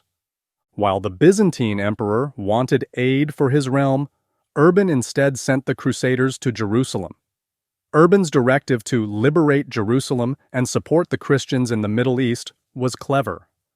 Few Europeans knew or cared about the problems of Constantinople, but the Church's reforming and educational efforts had made the life of Jesus in Jerusalem and the early Christian community there a focal point in people's imaginations. Catholics prized relics of saints as a means of fostering their devotion and bringing them closer to the divine, and Jerusalem was in effect an enormous relic, a gateway to heaven itself. Preachers like Peter the Hermit whipped up crowds of men and women with the idea of a glorious pilgrimage to the most sacred of cities. The call to crusade stirred Western Christians into action, soldiers and knights as well as poor peasants and zealots. Urban also hoped to restore unity to the Church by offering help to the Byzantine Empire. What we know of his speeches shows how he tied this effort together with his reform program. Freeing Jerusalem from the wicked would mirror the rallying cries to free the Church from aristocratic control. After all, the reason Urban called for the crusade while in France was that he had to contend with a rival pope supported by the German emperor who had occupied Rome since before Urban became pope. Urban was also likely concerned about guarding the frontiers of Christianity, which compelled him to insist that Spanish Christians should not go on this pilgrimage because they were needed at home in the persistent struggle against Islam in the Iberian Peninsula. Finally, Urban's ability to inspire the people of Europe signaled the influence he wielded over Christians at large. The popes had no armies, and they often had to depend on the unreliable aristocracy for protection, when disagreements over church policy resulted in armed conflict with the princes of Europe. If they were to maintain their control over the Church in contests with kings and emperors, it would be useful to see what happened when a pope rallied common Christians to a religious cause as a test of faith. Thousands were willing to stitch a cross onto their clothes, a sign that they were on this special pilgrimage and the source of the word crusade. The rhetoric of holy war. The use of religion to justify war was not new in Christianity or in human history. For Christian theologians, however, acts of violence put believers in the difficult position of committing a grave sin and endangering their soul. Most Christian thinkers like Augustine of Hippo, 354 to 430, had argued that some forms of violence had to be tolerated for the good of the community, such as punishing criminals and defending against invasion. Above all, a recognized public authority like a king was needed to publicly call for war. From this point of view, Christians had tried to identify what would be an acceptable or just war, but the idea of a holy war did not exist until the Crusading period. A crusade, then, was a just war called by the Pope, who offered spiritual rewards. This technical definition of crusade does not mean that Christian rulers had always sought the Pope's blessing before attacking their non-Christian enemies. Very little prevented earlier rulers from claiming God supported their military efforts, especially against non-Christians, or from believing God condoned specific acts of violence. Charlemagne claimed as much in his wars against non-Christian peoples, forcing Saxons to convert to Christianity when he was victorious. But the idea of fighting a war against other religions was outside the boundaries of classical Christian thinking. The Christian view of violence was that it should be as limited as possible and justified as defensive. The Crusades made that technical definition problematic, and the earlier notion of crusade expanded to include Muslim kingdoms in Spain or elsewhere, non-Christian settlements in Europe, and even the domains of the Pope's political enemies in Europe. The result of the Crusades was a belief that warfare on behalf of God, even if it was neither defensive nor approved by the people, was a just war. The images conjured by Urban, Peter the Hermit, and others implied that the Muslim occupation of the Holy Land was unjust and oppressed the Christian community. This idea of Christian suffering was linked to the earliest days of the Church, when, as members of an underground religion, Christians were persecuted by Rome. Although some historians have speculated that it was only the younger sons of aristocrats, those who could not hope to inherit anything from their fathers, who fervently joined the crusade, the reality was more complicated. Commoners, even poor ones, women, the sick and the elderly, all joined alongside knights, and powerful nobles also answered the call. Many sacrificed their own land and property to gain the resources needed to join the crusading movement. The trek to Constantinople alone was arduous, with few amenities or roads to guide the way. Some may have hoped to gain land if they remained in the Holy Land, and others were motivated simply to see the earthly Jerusalem as a way of experiencing the heavenly Jerusalem that awaited them when they died, and then returned home. Others had less altruistic motives. The rhetoric preached about non-Christians made Jewish communities, like those in the Rhineland, vulnerable to attack by crusaders seeking plunder, who extorted bribes from Jewish communities to leave them in peace. Even those whose motivations were clearly religious, like Peter the Hermit, compelled German Jewish people to render supplies for their crusading bands. Although the Church condemned violence, the Crusades mark the beginning of precarious times for Jewish communities in Christian Europe, when they were subject to abuse, expulsion, and sudden violence. Unlike classical Christianity, Islam from its earliest days had a concept of holy war called jihad. Jihad, meaning struggle in Arabic, can have different meanings or uses. For the Sufi mystics, the struggle against internal doubt and weakness could be a form of jihad. In other circumstances, the struggle was against evil, in which Christians, Muslims, and Jewish people could participate as allies. Defining jihad is similar to the problem of defining crusade and distinguishing it from other conflicts. In the Quran, Muslims were enjoined to avoid conflict with Christians and Jewish people unless they provoked Muslims in some way. Like the notion of crusade, jihad had to be called by a proper authority, such as the caliph or a high-ranking Muslim cleric. In some ways, then, jihad is similar to the idea of a just war for Christianity.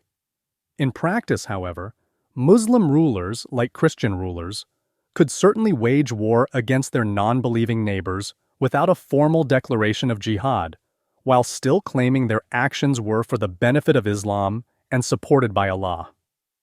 According to Islam, Jewish people and Christians should be tolerated because they are monotheistic. In most instances, though, the idea of endeavoring to realize the will of God meant that armed conflict and conquest were also options. A ruler who was not concerned with striving against non-Muslims was viewed as failing in his duties. Similar ideas began to color Christian views of their own conflicts with Islam, especially in places like Spain.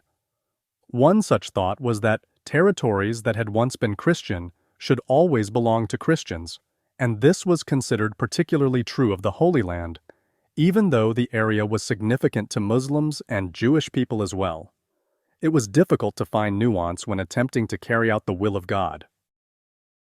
Dueling voices. The rhetoric of holy war. There were no newspapers, radio, television, billboards, or social media to promote the Crusades.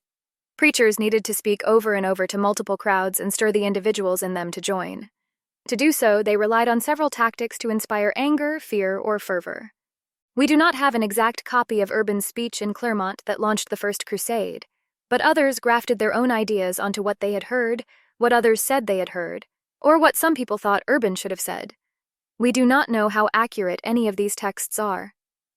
One version, the earliest, has Urban emphasizing that the crusade will be good for the souls of those who go to Jerusalem.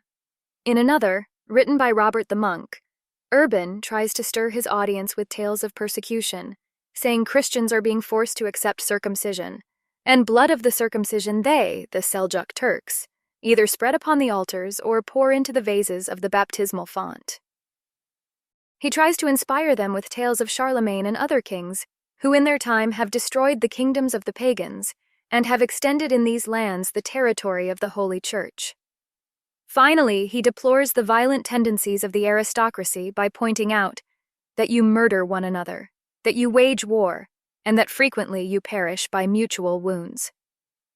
Pity for the victims, hunger to revive glorious deeds, and a call for unity are all employed to inspire warriors to go on crusade. Although we cannot definitively know the content of Urban's speech, what rationales did commentators offer for going on crusade in the years following the call in 1095? In what ways do modern public speakers rely on these same methods of persuasion to change people's minds?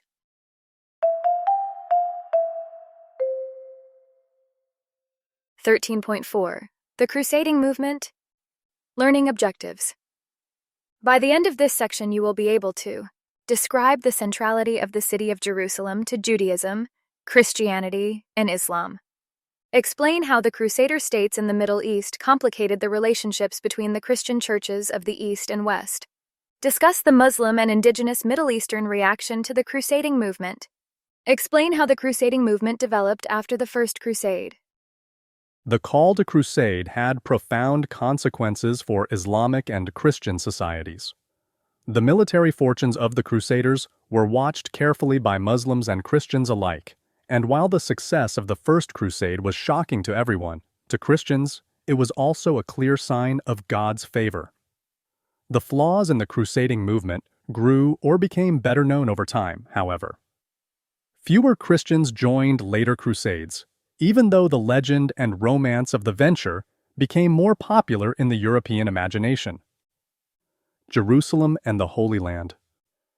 Judaism, Christianity, and Islam all have a concept of pilgrimage. Sacred journeys can be undertaken to enhance a person's connection with God as an act of penance or in gratitude. In many ways, they are meant to be transformative. Jerusalem drew pilgrims from the three monotheistic religions. Pilgrimage had been obligatory for Jewish people until the destruction of the Second Temple in 70 CE. But even after that time, the city continued to play a special role in Jewish life. In the earliest decades of the first century, it had also become the location for some of the most dramatic and important scenes in the life of Jesus and the early Christian community. In the time of Constantine, a church had been built over the site of what was believed to be Jesus' tomb, called the Holy Sepulchre.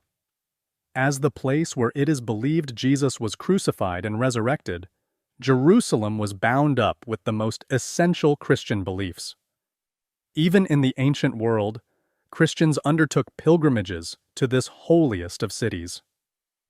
Mecca, in the Arabian Peninsula, is the holiest city in Islam and the site of the annual pilgrimage called the Hajj. The Al-Aqsa Mosque, built on the Old Temple Mount in Jerusalem, is the third holiest site in the faith, and it is believed to be mentioned several times in the Quran as the furthest shrine. Muhammad is said to have made a special journey to be able to pray in Jerusalem and to be allowed to glimpse God before he continued his mission to convert others to Islam. Another shrine, called the Dome of the Rock, was also built near the Al-Aqsa Mosque, which is associated with Muhammad's journey and with the biblical Abraham, an important figure to Muslims, Christians, and Jews alike. Jerusalem, then, was a city unlike others in its spiritual appeal to people of different faiths. In Christian Europe, the reforms of the church emphasized the earthly life of Jesus, and the idea of being able to see and touch the physical land where he walked filled the imagination of both the clergy and the laity. The image of heaven as a heavenly Jerusalem in the writing of monks and nuns heightened the common desire to see the earthly Jerusalem. The report that the Fatimid Caliph al-Hakim had destroyed the Church of the Holy Sepulchre outraged Christians, even though his son permitted its rebuilding. It is no coincidence, then, that the term medieval people most often associated with the Crusading movement, before the term crusade was coined, was pilgrimage, or more specifically, armed pilgrimage. The First, Second, and Third Crusades. Historians have categorized the different crusades and given them numbers for convenience and to distinguish between various developments within the Crusading movement. The Crusades were rarely well organized, however, and one of the challenges they all faced was trying to move people from one end of Europe to the other. For example, during the First Crusade, the followers of Peter the Hermit arrived in Constantinople first. They did not wait for other groups to arrive and were ferried over to Anatolia, the Asian part of today's Turkey, by Alexios, the Byzantine ruler. The Turks destroyed this army, and very few survived to return to Constantinople. Later, Crusaders understood that gathering intelligence in Constantinople was crucial to avoiding Peter's fate. The bulk of the First Crusade was directed by powerful aristocrats whose armies were better organized and prepared to fight than Peter's, even if most of its participants were not the most senior nobles of Western society. Alexios promised them aid in exchange for the return of Byzantine territory held by Muslims, which most initially agreed to. The Crusaders crossed Anatolia and, after laying a bloody siege with little help from the Byzantines, took control of the port of Antioch, an ancient seat of Christianity in the Holy Land. After their victory, they felt Alexios was undeserving of either the city or their fidelity. The city was thus given to a Norman crusader who had no intention of delivering it to Alexios, straining the relationships between the Crusaders and the Byzantine Empire. The First Crusade finally reached Jerusalem in the summer of 1099. Before attacking the city, the Crusaders fasted and walked around its walls as penitents, an act that shows the blending of pilgrimage with armed conflict. The Crusaders then took the city, and in an act that shocked Muslims and Christians alike, they massacred the Muslim and Jewish inhabitants. The crusading armies then took other important cities in the area, and to secure their control, they established the four Crusader states: the county of Edessa, the Principality of Antioch, the county of Tripoli, and the Kingdom of Jerusalem. These Crusader states were also called Outremer, literally overseas, by the French, and they claimed Jerusalem as their capital. Of all the Crusades, this was the only one that accomplished its objective. Despite the surprising success of the First Crusade, Outremer suffered some critical problems from the beginning. The Crusaders had alienated the Byzantine Empire by not returning to it important cities like Antioch or lands in the Middle East as they had promised. The European aristocrats and knights were eager to acquire lands for themselves, which meant they often fought with each other even when faced with a common enemy. And while there was always at least a trickle of warriors who made it to Outremer, the elite remained in desperate need of soldiers to defend their new territories. The Muslims' confusion about the nature and goals of the Crusaders, as well as internal conflicts among them, initially dampened their political and military response. The Muslims adapted quickly, however, especially the Seljuks, who prevented many of the newly arriving knights from ever reaching Outremer.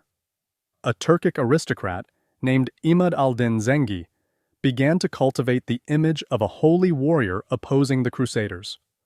While he spent most of his career ruthlessly scheming against other Muslim rulers, he managed to take the city of Edessa in the northernmost of the Crusader states.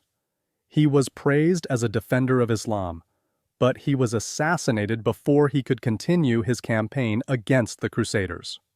The loss of Edessa posed a serious threat to the remaining Crusader states, however, and prompted the Pope to call the Second Crusade. The Second Crusade, from 1147 to 1149, was heralded by a new generation of preachers like Bernard of Clairvaux, who inspired believers to take up the cross. Bernard also wrote the rules for the Knights Templar, one of the new crusading orders, religious orders of monks devoted to protecting Christian pilgrims and fighting to support Outremer. This crusade was led by powerful rulers, including King Louis VII of France and King Conrad III of Germany. The armies of the Second Crusade were defeated in Anatolia in separate battles, and few soldiers reached the Holy Land. The kings accomplished very little, and many blamed the Byzantine emperor, who had learned to be distrustful of European armies. Bernard of Clairvaux was humiliated and apologized to the Pope, claiming the sins of the Crusaders had caused the defeat. It was a disaster that seemed as complete as the First Crusade had looked miraculous. After this loss, the situation for Outremer only became more dire. Imad al-Din Zengi's successors were well liked, even by Crusaders, and they strove to unite the Muslim princes in jihad. The most famous of these successors was Salah al-Din, or Saladin in the Christian world. He was known for being humane, fair-minded, and, in Christians' terms, chivalrous. He expanded his territory from Syria into Egypt and founded a new dynasty called the Ayyubids from the ashes of the Shia Fatimid Caliphate. He also took up his religious calling to wage jihad against the Crusaders. In 1187, after years of gathering allies and eroding the military power of Outremer, he destroyed the Crusaders at the Battle of the Horns of Hattin in today's Israel. Within months, Jerusalem fell to Saladin. The Christians' response was the Third Crusade, 1189 to 1192. This crusade was prompted both by the fear that Outremer was about to be wiped off the map and by the desire to retake Jerusalem. Kings from England, the Holy Roman Empire, and France, as well as other powerful princes, answered the call. When they arrived in the last remaining Christian outposts in the Middle East, they quickly fell to squabbling with each other and the aristocracy of Outremer. As a result, the Christians were able to conquer the island of Cyprus and the coastline of the Holy Land, but were unable to move farther inland. Eventually, Richard I of England, known in popular stories as Richard the Lion-Hearted, negotiated a treaty with Saladin that left Jerusalem under Muslim control, but allowed Christian pilgrims to freely visit the city. Both Saladin and Richard were praised as examples of chivalric virtue in Europe and heroes of their respective religions. But this was one of the last successes the Crusaders were to have in the Holy Land. Experiencing the Crusades. Despite the relatively brief existence of the Crusader states, they offered an example of Christians, Muslims, and Jewish people living and working together in a Christian kingdom surrounded by hostile states. Initially, however, the ignorance and religious bigotry of the Crusaders led them to expel populations of Muslims, or Jewish people, from holy sites or places of strategic importance. In several cases, they perpetrated violent expulsions, killing civilians. European Catholics also found in the conquered areas native Christian populations with a variety of different creeds. In most cases, these Christians were permitted to stay, but eventually, conflict over religious authority developed as Catholic bishops were named, by the Pope or by the Latin Patriarch of Jerusalem, as heads of communities with few Catholics. The Christians of the Middle East had also been acculturated by centuries of living under Muslim rule, which meant the Christianity of the East looked very different from that practiced in Europe. In some communities, Christians spoke Arabic, dressed like their Muslim neighbors, and worshipped in ways different from those of Catholics in Europe. The Greek Orthodox Byzantines were unhappy with the establishment of a well-organized religious rival in the Holy Land. Many native communities distrusted the Crusaders not because they were of a different religion, but because they arrived with brutality and did not share the cultural practices of the area. Despite the initial violence by Crusaders that scarred and scattered some Jewish and Muslim communities, policies of toleration and protection emerged. These had less to do with the Crusaders' growing familiarity with the religious and ethnic groups in Outremer, and more to do with the lack of settlers from Europe. lords needed workers, and if they could not be had, then native communities had to be preserved, not brutalized. Even when Europeans began to adopt local cultural habits and grew familiar with Islamic practices, distrust of the unfamiliar remained common on all sides. The Islamic poet and warrior Usama ibn Munkid, for example, could count Christians among his friends, but he admonished his readers never to trust the Franks or the newly arrived Crusaders, whose ignorance he highlighted in his writing. The Crusaders organized their government in feudal terms, but the native populations never became serfs, owing service to their lords. Instead, they paid their taxes in cash or in goods. This form of payment was based on existing practices, and in many ways, the Crusaders left rural agricultural production unchanged. Christian landlords used forms of taxation and village administration similar to those their Muslim predecessors had, and they relied on Muslim scribes and interpreters given the diversity of the people and languages in the region. Islamic and Jewish communities maintained their own schools and legal institutions. Despite the earlier violence and ongoing religious and ethnic tensions, the desire for trade and prosperity helped ease some of the tensions between the Crusaders and native communities.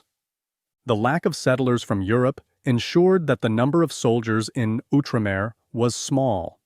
This was why the Church promoted the Crusading orders, and why the Crusaders built imposing fortresses and castles, like the famous Croix des Chevaliers in Syria, that could be defended by a relatively small number of soldiers.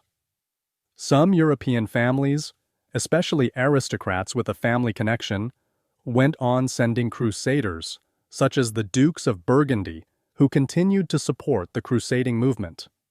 Many crusaders wrote letters to loved ones describing the military engagements in which they had taken part, often using provocative language to cast Muslims in a negative light. Often, their expectation was that they would return home, and many pilgrims and crusaders did so rather than settling in the Holy Land. While European settlers in Outremer remained few, other types of Europeans kept the cities and ports busy, both during the period of the Crusader states and after their fall.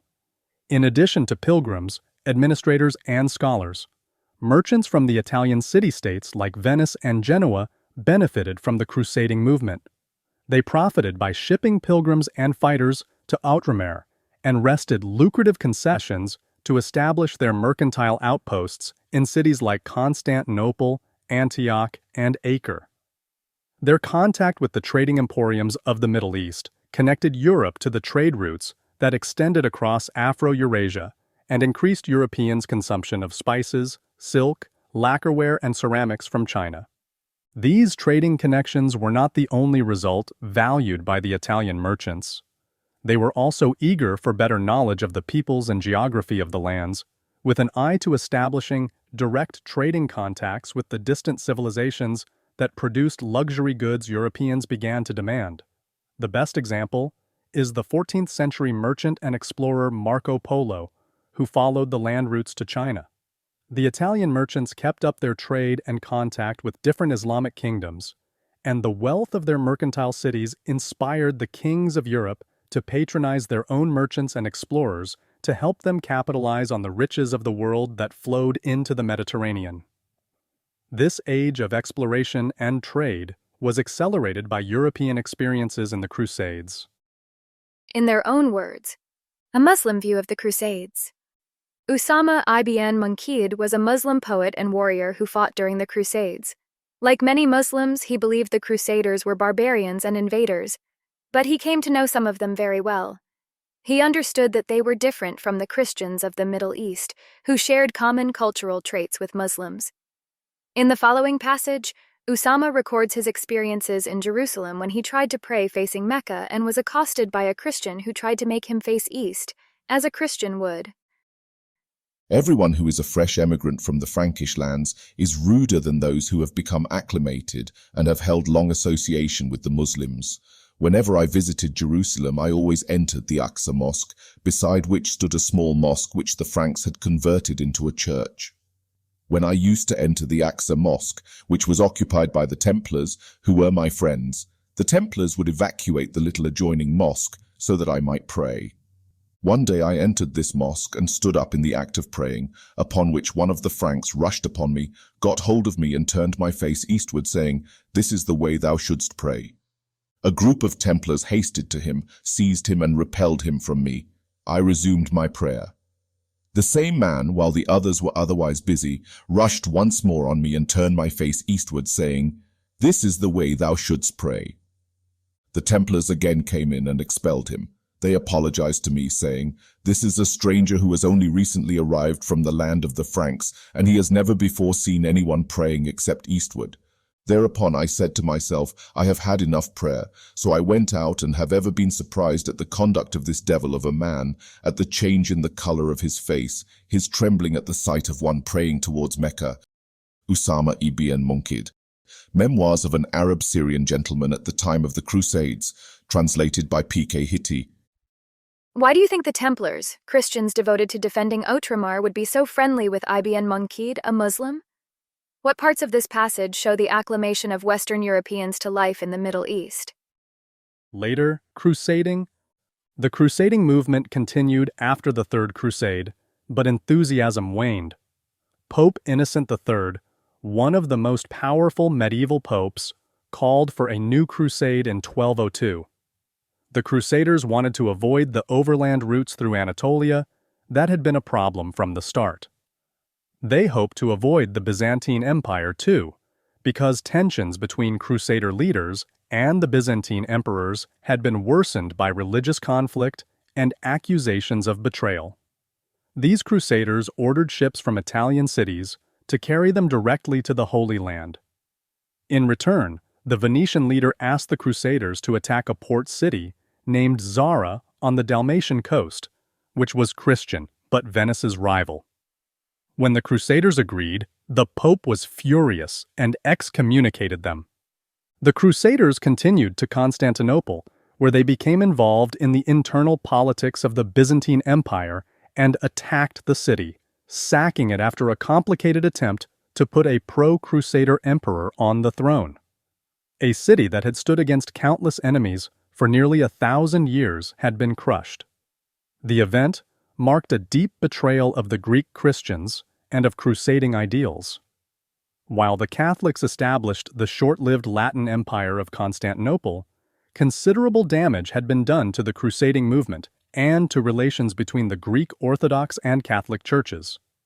Later calls for crusades were met with some enthusiasm, but the object of the fight became Egypt, recognized as an important base for controlling the Holy Land.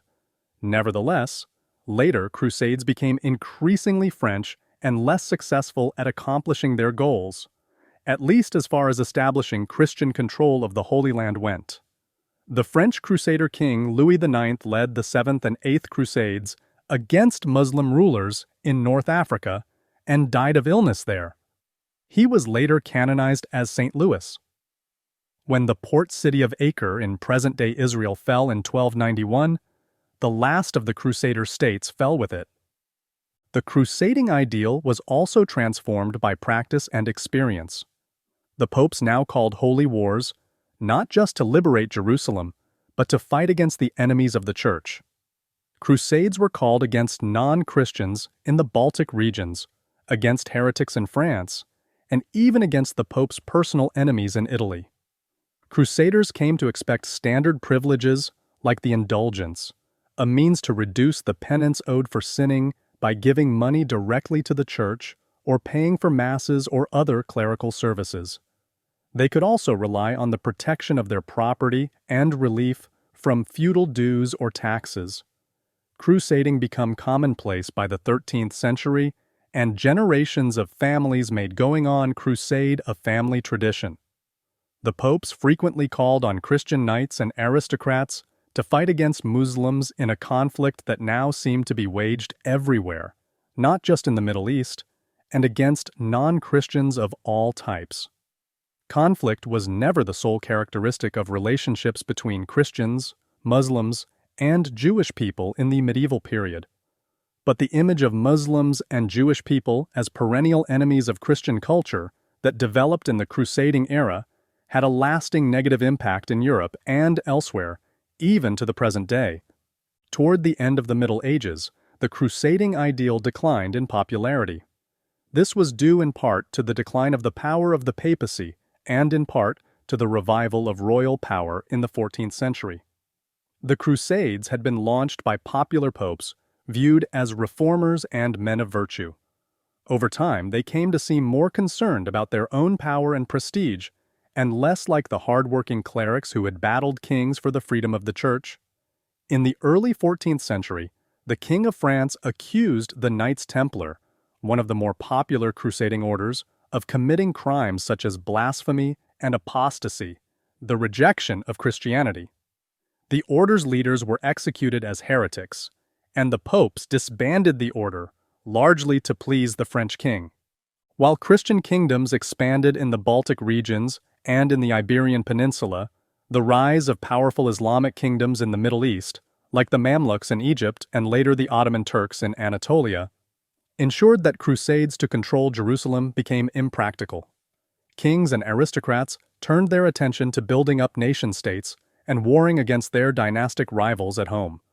The rhetoric of crusades still colored fights between Christians and non-Christians, but these conflicts often served the political goals of kings and monarchs willing to deal with the papacy in return for its blessing. The past meets the present. The modern crusade. As part of the secularization of society that occurred with industrialization and the rise of the nation-state, most modern Western cultures reject the idea of warfare for religious regions. Romanticized images of the Crusades persist in movies like Kingdom of Heaven, 2005, and in video games like Ubisoft's Assassin's Creed.